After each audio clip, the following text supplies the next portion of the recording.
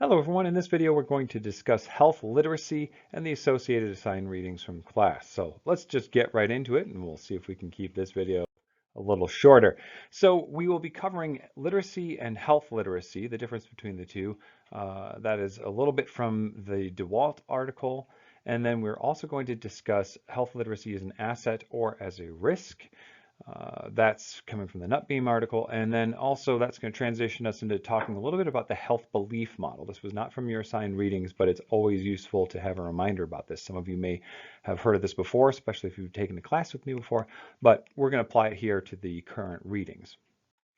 Now, first and foremost here, this DeWalt article is, it's a very technical read, and so I apologize for that, but I want you to be able to engage with these readings, even if you don't understand them entirely. That's not the goal. I hope I've made that clear to you, because I understand it can be a little intimidating when you look at a reading like this and you're like, this is a different language.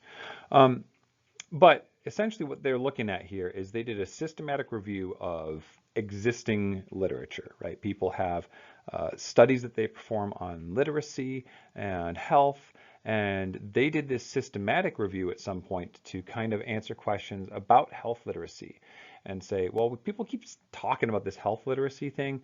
We want to know what its real world consequences are. And so they did this review. They looked at all the available information.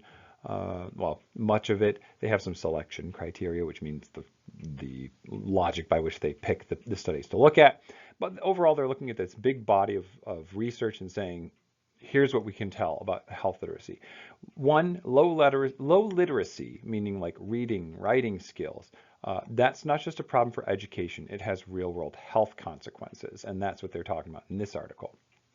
So low literacy is associated with bad health. And this is not just talking about health literacy. It's talking about literacy in general and connecting that to health outcomes. This is kind of the formalizing logic behind the idea of health literacy. Low literacy is health literacy, because if you can't read, your after visit notes, for instance, then you may not know exactly what to do. You might be confused, and you're probably going to have a lot less health information available to you, not just through access, but what you already know. Because if you got low literacy, that's probably also going to associate with other educational issues. Now, again, with this article, it's short but really complicated, and there's all this stuff in here, and it's mostly technical language. Don't sweat the technical details on this. I hope you didn't let that bother you too much, but we should be able to look at the abstract, introduction, and conclusion and be like, well, that's what they're talking about. Interesting. That's what they're looking at. Okay. This is formal research performed by a research institute in North Carolina that their whole job is to look at health issues and try and make sense of them in a technical way. But we are always going to encounter this issue of scientists trying to communicate to the rest of us what they are discovering. So this is not a paper that's really written for you guys, but you could still look at it and pull information out of the abstract, introduction, and conclusion, for instance. That's part of improving your own literacy. I know that's a little bit annoying, but if you can get that far, you can say, this is a technical scientific article, but by reading the abstract, I can kind of figure out what they're doing or what they're trying to do, and then maybe the implications of it. That's great. That's a step past, being stuck listening to New York Times op-eds. The people who write those aren't really more educated than you, right? And so seeing headlines in the news is different than looking at an actual article, even if you don't understand all the methods. So please, take that into consideration. You can go back and view my academic research videos to get more details and tips on how to slog through academic research, but I hope that we're working on those skills as we go along. Because again, we want to improve our own literacy, and that can improve your health outcomes, which is indeed the goal of talking about this stuff at all. This is applied communication in health and wellness, so that's kind of part of it. Now, the Nutbeam article here, this one's exploring the concept of health literacy in terms of how we research it and how we think about it. And so there's a lot of interesting implications here from a communication perspective. So how do we think about health literacy? Here they're kind of describing two competing perspectives, that one, low literacy is a health risk. If you have low literacy, low health literacy, you are at greater risk from adverse health outcomes. That means bad stuff, right? The other one is to think of this as an asset. So if you've got high health literacy, well, that's good. You are more likely to promote better healthy behaviors and be healthier, which should be the goal. Now, obviously both are true, and you may be asking, who cares? It's just saying it a different way. It's still health literacy, and it's still a thing that's important. Well, yes, but framing matters, and this is something that communication folk like me spend a lot of time looking at. Framing is essential for how messages are received, both for persuasion, but also for whether or not we pay attention to the message to begin with, and also for just our own personal agency.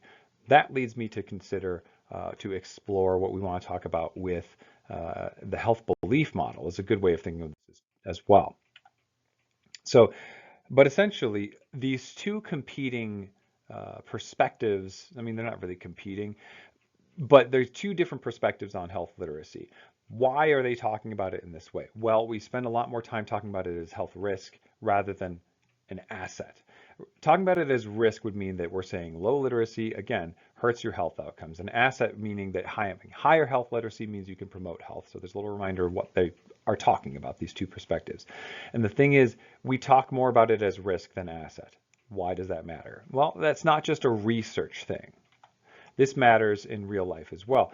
Some other related ideas, and they mention these a little bit in the article, is promotion versus prevention. So we have promotive medicine and we have preventive medicine, and we've got both. And these are two competing ideas too. One would be promoting good health, and the other is avoiding bad health outcomes. Again, same thing, that's both health, right? But it matters how we say that and how we promote it. There's also some evidence of cultural differences here, in the sense that we do see some evidence that in more collectivistic cultures, such as East Asian cultures, there might be more emphasis on preventive medicine, where we don't want to become a burden for those around us and our close ties and our family and things like that. Whereas in Western societies, you might see a slight preference for promotive health, such as personal empowerment. Now, in reality, both matter, right? I think that for our purposes, it might be beneficial to think of this in terms of a calculus. And that's where I come into the health belief model, in terms of putting these things together in relation to figure out, well, all right, well, why would the framing matter? How can we improve it? And all that good stuff. Well, let's get into that. This is my diagram of the health belief model. Again, if you've taken a class with me before, you've seen this. It looks more complicated than it is. What I want to draw your attention to in particular is the stuff over here, this kind of calculus. Because what the health belief model did is it shows you, well, there's all these factors that influence how we think about health.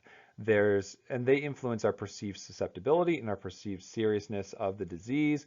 Those things mean our perceived threat, and perceived threat influences our likelihood to pursue the recommended health behavior. But essentially, we can boil this down to this calculus up here of perceived benefits to action, perceived benefits of action minus the perceived barriers to action. That's the calculus that I want to emphasize for the sake of talking about framing here. So if we see the health behavior, the recommended health behavior, in this case, maybe we're just like learning more about health, or taking a health class or sex education, whatever it might be. If we see that as beneficial and we see relatively few barriers, like it's not going to cost me money, it's not going to cost me a bunch of time, it's not going to be difficult, like that kind of stuff, then we're more likely to do the thing, right? That's kind of the health belief model. And I think that reminds us, again, I'm tying this into the framing side of this, because thinking of health as an asset might be beneficial. So here's a diagram from, again, the Nutbino article, where they're saying, well, look at all these ways in which we can improve health outcomes and health literacy. Again, this diagram looks a little bit complicated, but what the authors are trying to point out for us is that we may not be talking about this as an asset enough to really draw important comparisons. So again, summarizing kind of the health belief model, in general, if the perceived benefit is greater and the perceived barriers are lower, then we can see more likelihood of pursuing the recommended health behavior. Health literacy is important for that, because the more health literacy you have, the higher health literacy, the more agency you're going to have. So this asset model is is less well established and tested, which is a little weird. So in the research, we're thinking about health literacy still in kind of a negative light and a preventive light. We want to avoid bad health outcomes. What we really want to do, though, is be healthy. We want to promote health. And so the authors of this article are pointing that out, that we don't just want to avoid being unhealthy. What kind of way is that to live? We want to be healthy. We want to promote health. And so they're arguing that we need to emphasize more of this asset model. We need to study it more, and we need to get those people talking to the health risk people a lot more. So, and again, maybe we all need to be a little bit more positive in that way, because if we're constantly living in fear, well, much like the health belief model can show us, if everything seems so bad and scary, then we might just be paralyzed. We might not move at all. Like in persuasion, fear appeals only work if you give people some agency. So that's the other important word I want you to take away from this, is that positive framing and thinking of health as an asset and thinking of health literacy as an asset, that positive framing promotes agency. It says, you can do something about this. You can accomplish that with fear too. You can say, hey, be careful, you might get yourself into trouble. Well, thankfully, you can avoid that. But again, remember that thankfully you can avoid that part. That's positive, right? And so if we don't emphasize that positive framing, we remove agency from ourselves. We want more agency so that we can have better health. And that's kind of what I'm taking away from this. So I know that was kind of quick and pulling things in here from a lot of different perspectives, but health literacy, it matters. It predicts health outcomes very strongly. The only other thing that predicts health outcomes as well as health literacy is money, right? Health is wealth. But we can improve our health literacy any day of the week, even if we don't have money. So we want to talk about that. We want to promote that. And we want to think of it in a positive light to promote agency within ourselves. In a class like this where we're talking about, well, what do we do with all this information? We'll put this into a machine, all this research, and try to make it useful for you, the student, the individual. That's applying that information. So health literacy matters. Keep working on it, improving it. Even if the articles are kind of technical, don't let that bother you. Have a positive mindset.